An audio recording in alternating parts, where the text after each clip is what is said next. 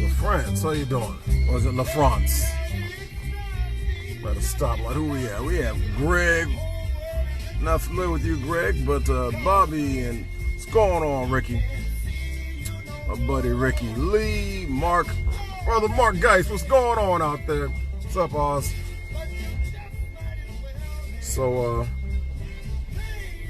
groove here for a hot second to the sounds of David Ruffin, the incomparable David Ruffin from The Temptations. Yeah, man, I get my old school grind on every once in a while when I listen to the radio because most of the music today is pure garbage. What's going on, y'all? Happy Tuesday. And how y'all doing? So, just heading to a meeting, which is why you see me wearing the, blazer and everything. Gotta clean up every once in a while. But, so anyway, I got a little bit of time before I get to my destination. And, it's in typical Tuesday traffic here in the DMV and the, DC, Maryland, Virginia metropolitan area. Always, I shouldn't say always, there are actually good days, but then again, I don't always travel during the rush hour periods, just on Tuesdays. So, I was just thinking about something based on some of the podcasts I was listening to about the power of your words. And, it's interesting because I know there are people out there who are like, well, I don't need all the motivation and so on and so forth. And I completely understand. Motivation is rather like, it's generally external and it's rather like bathing. It wears off, right? But if you don't wash your behind on a regular basis, you stink, right? So, I had a conversation with somebody a couple days ago, and they were talking. This person somewhat on the atheist mindset, of the atheist mindset, and they were talking about how like Christianity and everything brainwashes people, and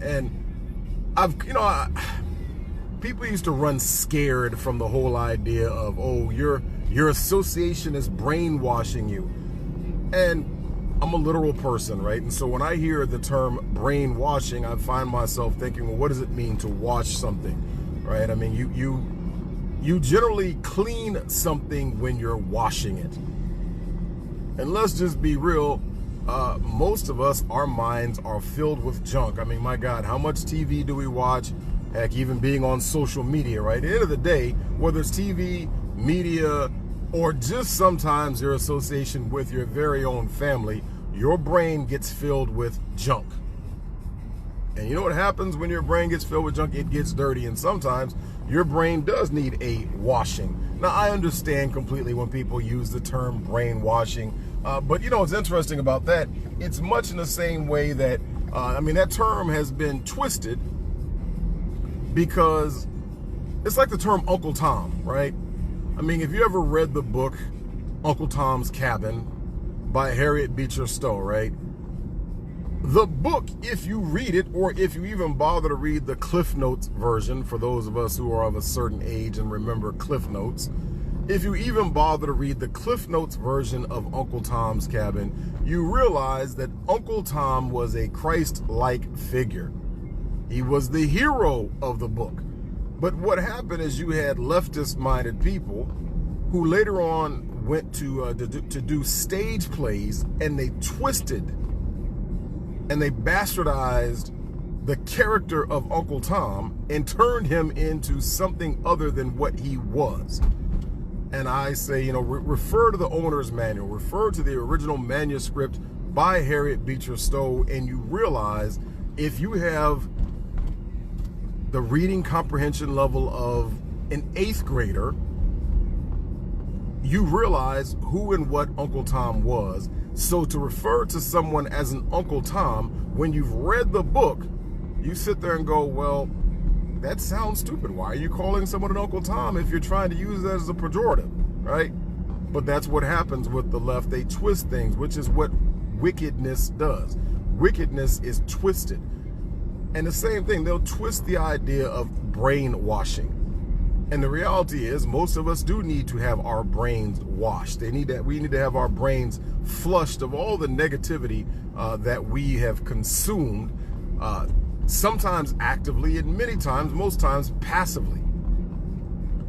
And in many cases, it's external, but you know what? In some cases, it's internal. Sometimes it's the things that you say to yourself about yourself.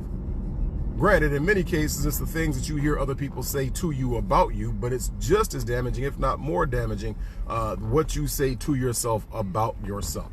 The power of your words, and it's the negative, right? I mean, we're more prone to speak negative to ourselves about ourselves than we are to speak positive to ourselves about ourselves. And I'm not talking about millennials who have been given this false idea that they're just wonderful in everything, and how dare you say anything about whether or not they're wonderful, and then they're triggered and they want to shut you down. No, it's not about, see, that's a whole nother discussion to get into, because people say that, well, you should speak positive about everything. Well, I know some things suck, okay? Let's just be real. Some things suck, and some things are just flat out stupid, twisted, and wicked, right? And we need to call those things out, because if you don't, then you never recognize what is wrong. And if you don't recognize what is wrong, you cannot fix what is wrong. Everything is not good, okay?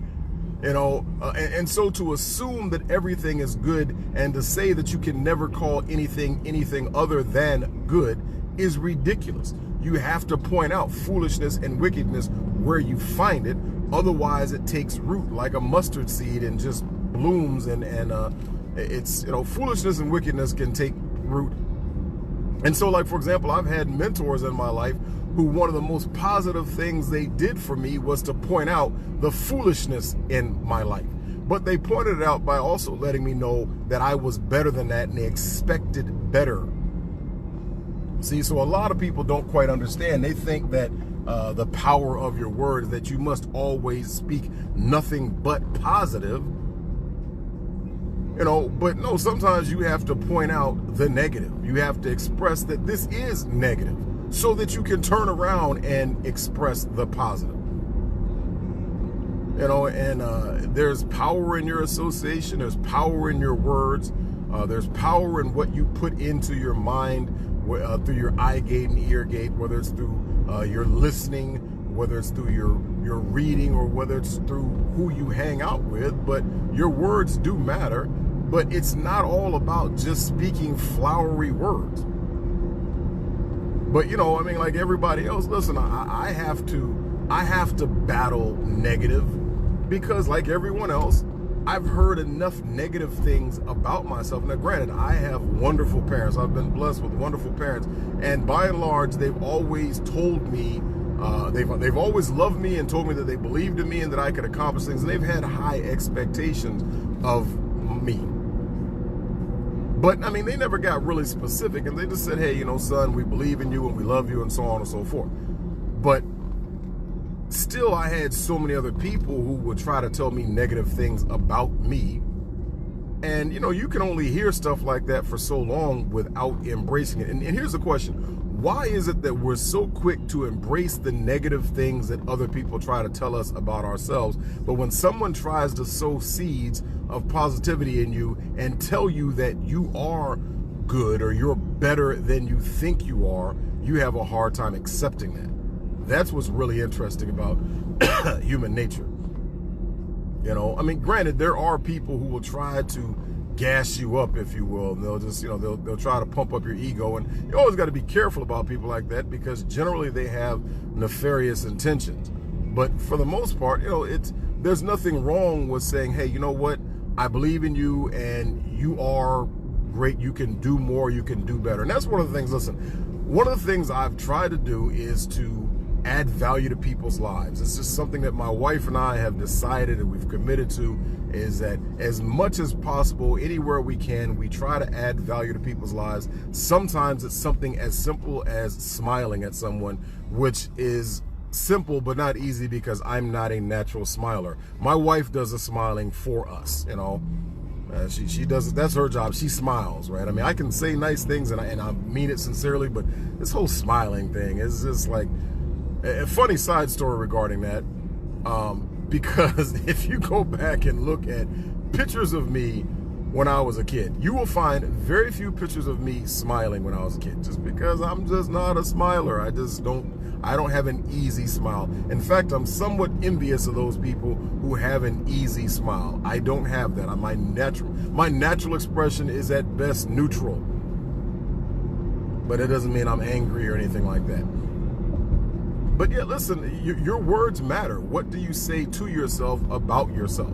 You know what? The more that you learn to say positive things to yourself about yourself, it makes it a lot easier for you to say positive things to others about themselves. You know, when you decide to find the good within yourself with understanding that you are a flawed human being, that's a whole other thing. When someone like myself who thinks highly of myself, people will sit there and go, oh, well, you live in a fantasy world. No, I don't live in a fantasy world. I'm very much aware of all my faults and flaws, many of which you don't even know about, and you don't have a need to know about my faults and flaws. I know that they're there. What I had to learn how to do was to get out of my own head and decide to not embrace all my faults and flaws, realizing that God did not intend. Yes, there's things that I need to work on, that I continually work on to try to improve, but God did not intend for me to focus on my flaws. God intended for me to focus on my strengths.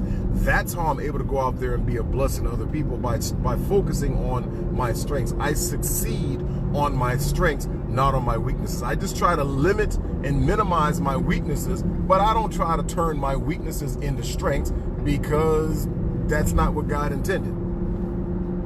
You know, it'd be like me deciding that I'm going to focus on trying to be a great basketball player. I can play pickup basketball, but I was never going to be an NBA basketball player. How foolish would it be for me to spend hours of my life focusing on basketball when that's not something that God gave to me as a gift? I can still enjoy it. You know, look, singing, right? You know, God gave me a voice for radio, speaking voice for radio, not singing. Do I like to sing? Sure, I love to sing. I sound great in the shower.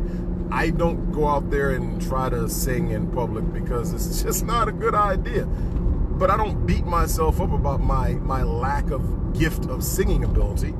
I focus on the other things that I have. I speak positive to myself about my gifts.